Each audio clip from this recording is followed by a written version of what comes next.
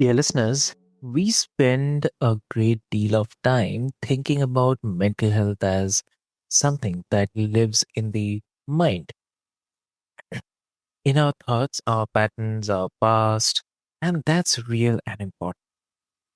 But what if the health of the mind is also deeply connected to what we put on our plate, to whether we sit in stillness each morning? To whether we have music in our lives and beauty and time in the presence of something larger than ourselves. And today's guest, dear listeners, has spent decades making that case, not with data alone, but with his whole life. And the conversation we are about to have might quietly change how you see your day. So, hey, dear listeners, welcome back to another powerful episode of Healthy Mind, Healthy Life, where we explore the full picture of what it means to truly feel well. I'm your host Avik, and I'm honored to bring you this conversation. And my guest today holds a PhD from UC Berkeley, is a former Zen Buddhist monk and Dharma master, a professional pianist, a recipient of the Courage of Conscience award, and the author of the Amazon #1 international bestseller, The World Peace Diet, published in 18 languages, as his 2024 book, Food for Freedom. He has delivered over 4,000 presentations in all 50 US states and more than 50 countries worldwide. So please welcome my guest, Dr. Will Tuttle. Welcome to the show.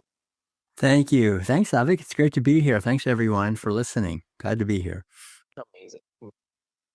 And so, Dr. Will, like before we step into the ideas, I want to ask you something about the life behind the work. Like you have been vegan since 1980, meditator for decades, practicing musician, someone who has spent years in Zen monastic training. So when you look at that life as a whole, what is the thread that holds it all together? Like, what is the single value or practice underneath everything that has kept you oriented? Oh, thank you. That's an interesting question. What is the thread going through all these various things, the music, the meditation, the vegan living? I would say probably the main thread is the sense of adventure. I see life as an adventure where we are here to learn and to grow and to question everything. And, I love nature and I love going out and walking in the forest and the mountains and, kayaking and canoeing on the rivers and streams and swimming and just, I think, the natural world is always beckoning. And animals, I think, have a tremendous amount to offer us in terms of their beauty and their companionship and also their intelligence. And I also just think the human culture is really fascinating. The tremendous architecture and art and music and literature that human beings have created. Life is such an adventure of learning potentially in nature and society through education, through spirituality. I think that probably the greatest adventure is the adventure in the mind of uncovering new vistas of understanding and perspectives. And so that's probably been, I guess, my most passionate adventure probably has been through meditation, just to really dedicate myself to trying to understand what a human being actually is. And I've been very influenced by Indian culture from the beginning, since I first started this in my early 20s. And even before that, and when I was just a kid and a teenager, I was always interested in the culture of India, the culture of Tibet. I remember reading books about Tibet when I was just a kid. And I always thought there's something more than just what I was learning in church and in Sunday school, where I was raised in a Christian background. And so when I discovered the teachings of Ramana Maharshi and some of the other teachings of the Bhagavad Gita and so forth, when I was just still in college back in, maybe I was maybe 19 or 20 years old, it was very interesting to me to go deeper. And it felt like a beckoning adventure, really, to learn more about what it is to be a human being other than merely competing and trying to get more things and make more money, but to actually awaken out of the delusion of the self who's always suffering and struggling. And I always had this feeling that came from the sages of India and other countries too. I think there's been great sages from all over the world, China and Europe also, who woke up and realized the joy of being, the joy of creativity, and then when I was going through this and in college, I remember I was a classically trained pianist, and I was also a church organist, and I decided to stop playing other people's music and just sit at the piano and just let the music come through me as a meditation. And when I started doing that, it seemed like there were beings from beyond the earth that were doing their best to kind of bring music through me. And so I would just let that happen. And it was very beautiful. I felt like these beautiful melodies, harmonies, rhythms would come through. And when I would play like this for other people, they would very often, start crying and have tears in their eyes. And so that led to more meditation because I wanted to quiet my mind, because I realized if I was thinking, then that stopped the flow of creativity. But if I could just learn to stop thinking and get out of the way, then the music would just come through more clearly. And it was very inspiring and uplifting. And sometimes I would be crying myself as I was playing. So it was all very new, and it led me to, I think I mentioned it the other time we talked. And I left home with my brother, and we decided to walk across the country with no money. And so I ended up eventually getting to California and just playing music and meditating and living in meditation centers, in meditation like Zen Buddhist and Tibetan Buddhist, various things, and studying yoga and so forth. And it's all, it's been, that was like 50 years ago. And so, now I kind of look back and I have to say, I'm very grateful to the Dharma teachers from hundreds and thousands of years, the great sages and saints, who have always said that we have to cultivate discriminating awareness, wisdom, the wisdom, viveka, the wisdom of realizing what's true and what's not true, what's false and what's an illusion. And in our society, it seems like we're constantly being fooled. We're being told a lot of lies, that our happiness will come from consuming or buying something, or from some relationship we can have. And I think it all comes back to cultivating, like your show says, a healthy mind, a quiet mind, a mind that is, I think in a way, it's a mind that is under the direction of our consciousness. Our consciousness is what we are as an infinite eternal being that was never born and will never die. And our mind is very often jumping around trying to get this and get that. And so if we can let our consciousness embrace our mind in a way that we relax and we begin to realize our true nature, then I think we begin to see the true nature of others, animals, especially human beings and animals. And then, like you mentioned, I've been a vegan since 1980. So I'm so glad I realized that the body and the mind are very connected, and they're both should be under our consciousness, our will, our responsible power. And so then we don't pay people to stab animals and abuse animals and eat them. We try not to harm other human beings or animals in anything we're doing. And that creates a foundation of inner peace that lets our mind get quieter. And so we can create a positive spiral in our life where we're doing as best we can good and helping others, and then that lets us get more peaceful inside, and that leads to more understanding that we're all interconnected, that there's really just one life that lives through all of us. And the more we understand that, the more joy and gratitude we feel. And I think that's really the great adventure of a human life. It's the adventure of escaping the prison. You know, we're in a prison. We're born into a prison in many ways. We're born into a system that would like to exploit us and teach us how to exploit others. And we exploit cows and pigs and chickens and other animals for food and milk and meat and all these things. And then we find we're getting exploited ourselves very often by very powerful corporations and governments and other people.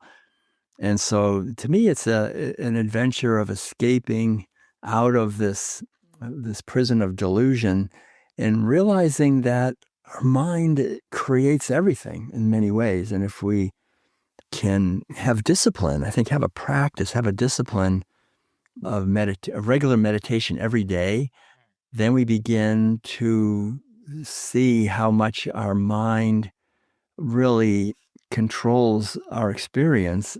And that's the key. I think that's the main key of getting out of the prison is it's our own mind, and freeing our mind and freeing our actions so that our actions are helping other living beings and helping ourselves. It all comes back really to the ego, really, this sense of being a separate self. That's really the prison. It's really an internal prison, but everybody's in it. You know, we're all sort of co-creating it together. So it's in the outer world too. And I think a lot of it is in education. You know, my PhD from Berkeley is in philosophy of education. So I've really studied education a lot, and we live most of the educational systems that we're in the world today are really indoctrination systems that are used in order to facilitate workers who will do what they're told to do and won't ask questions and will just go along. And so that's not the best thing if we want to have a really happy spiritual life. It's important to really, I think, open up our mind and our heart and question the assumptions in our society that we've been taught. I realize that so much of what we've been taught really isn't true. And like with food, that we need to eat meat to have enough protein or enough calcium. It's just not true. I've been a vegan for all these years now. It's been 46 years, and I'm really healthy, healthier than I think most people my age. And so we can really thrive and be healthy, especially by eating organic, whole plant-based foods and having a regular meditation practice and being kind and loving in our relationships, connecting with nature, exercising and being active. And I think especially as important is being creative and finding outlets for creativity. Like for me, it's writing, it's music, it's gardening, it's making things. I think it's really great. And the thing is, our life is pretty short. You know, it's maybe we get 100 years or 90 years. We're not sure, but even that it goes by pretty fast. So every day is precious. I think every day is an opportunity to learn and to grow and to take the adventure. You know, just to live our life, our unique life that we're all like having a unique opportunity. I mean, I really see that with what you're doing on creating this whole platform for people to question the kinds of stories that we hear in the media and in the educational system that create more suffering and more disease, and really focus on the positive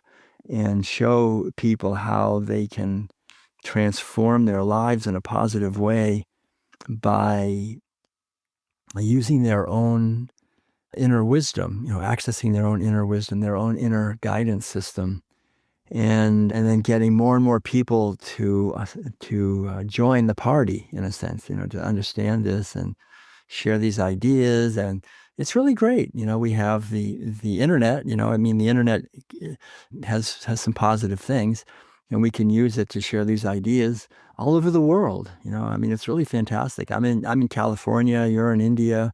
There's probably some people listening that are in Europe or who knows where, and we can all connect through our consciousness and inspire each other. So I'm really grateful for that. And I'm grateful to you for what you're doing, because without communication, without sharing these ideas, we would all be trapped in the prison. This is how we get out.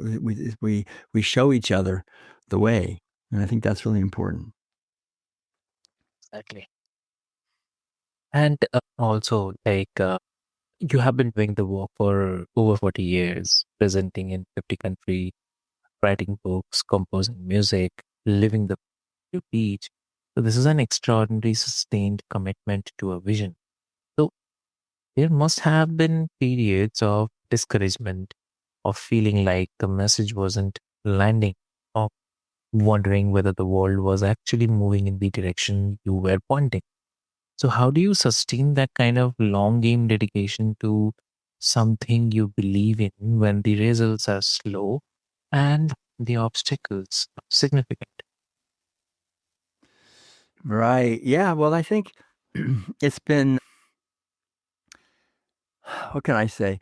I guess the main thing I think for me that's kept me going and has kept my spirits strong in this whole thing is an underlying faith or certainty that it's possible to attain a higher way of living and thinking and understanding that's in harmony with the great wisdom that people have touched on over the millennia. I think of people like the Buddha and Jesus and Lao Tzu and great sages.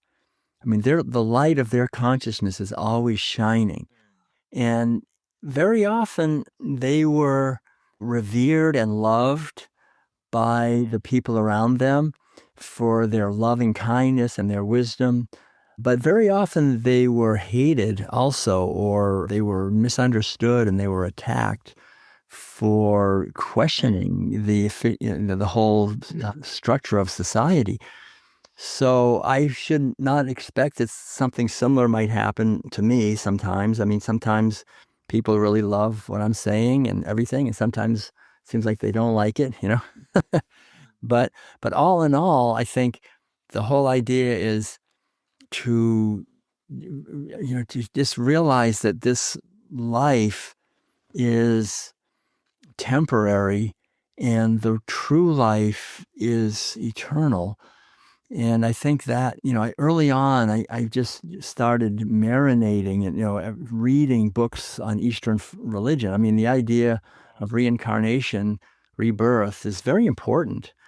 And this is just one lifetime. So, the more, a lot of the wisdom traditions of the world, they say, if you have a lifetime where you have many, many difficulties and many, many challenges, that's very good, because that means you're making more progress in your spiritual awakening. If you have a lifetime where everything's kind of easy and you don't have to really do anything, that it's too comfortable. That's not so good. So the whole idea that I learned from these teachings is that in the big picture, it's actually good to have challenges and difficulties in one's life, because that's really how we grow. And we have them, I think, as individuals. Illnesses can happen, or we can lose people that are close to us, or we can have financial catastrophes can happen. And I've experienced some of these things myself. And and then there can also be group things we all go through, like the whole thing with COVID we had for a few years, or various economic or political challenges, wars, different things. And all these things can make us stressed out, but they can also help us. We can learn. We can learn, like I learned, which I think is good, not to trust the media. I learned, with COVID, not to trust the pharmaceutical industry. I mean, more. I already knew it, but I learned even more. So I think a lot of times these so-called bad things that we go through a difficulty can really be good. We can wake up and we can realize, aha, I have to become more self-reliant.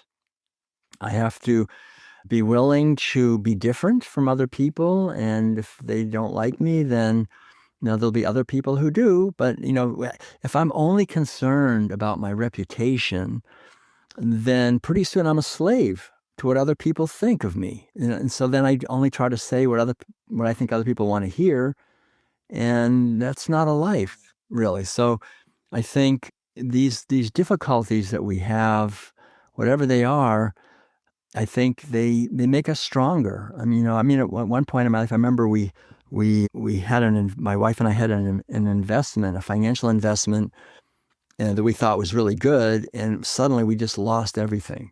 Like all these years of work, we'd saved all this money, and it was just gone. It was like, oh no. But it really, there's a certain pain. There's a pain in losing all that. But on the other hand, we just smiled. We said, all right. So we just keep doing. We just keep going. And within a few years, we made it all back. And, it was just, you just have to keep going. We learn and we just keep going, do our best. And I think underlying everything is the realization that our life is about much more than the outer things, how much money we have, or what our reputation is, or how many friends we have. It's really about the quality of our consciousness moment by moment by moment. How is that? How is the quality? What is the underlying feeling? Is there a feeling of gratitude and joy? Oh, is that there? Is that just present? And that's something I think we can actually cultivate. We can develop it. We can nurture that. And that's a beautiful thing. It just takes work, but it's work. It's an investment. I think that's an important thing that I've discovered, is that all the time I spend in meditation or doing inner work, from the outside, it looks like it's a waste of time, but it's really a wonderful investment of time, because it's an investment in what's permanent. When my body dies, the mind is really, and the consciousness is what goes on. So that's where I should be putting my attention. What's going to be born in the next incarnation. What kind of an incarnation am I creating? And I think that understanding is very helpful. And so to really look at the big picture, a much bigger picture than just this one lifetime, to see things in multiple lifetimes. And then we realize that everything we do now, all the seeds we're planting now, they will bear fruit in the future. And it's all about planting seeds as much as possible of loving kindness and joy and freedom and compassion and creativity and mercy and tenderness and gentleness, and refraining from planting seeds of anger and hostility and shame and so forth. That really, I think, is how we uh, create a positive future. And that's kind of how I see it. That's a great question. Thanks. So, like, if listeners wants to connect with you, what will be the great medium to connect? Actually, probably the best thing is our website and our YouTube channel. My name is Will Tuttle, WILLTUTTLE.com, or the main book that you mentioned, The World Peace Diet. That book, that website is just worldpeacediet.com. That has links to essays that I've written, our lecture schedule, where we're going to be, and videos that we've made of music, of gardening, of art, of Madeline's art and her cooking videos, and my lectures and interviews, all these things. Or you can go to just put Will Tuttle in at YouTube. We have a channel there. Lots of videos are there. And that's the main thing probably for me. That's the easiest. Okay, okay. That's really great to know. And dear listeners, what I'll do is I'll put all the links and the details into the show notes for your easy reference so that you can easily reach out to Dr. Will. And I have to say, that is a wrap for today's episode of Healthy Men, Healthy Life. And if something Dr. Tuttle said today moved something in you, a question, a pull toward stillness, a curiosity about what you are eating and why on that. It matters more than it might seem. And yeah, and Dr. Tuttle's book, music, and all his work are will be in the show notes. And if this conversation belongs in someone else's life today, please share it gently. With this hope, this is your host Avik, and please take care of yourselves and everything around you. So see you next time. Thank you so much.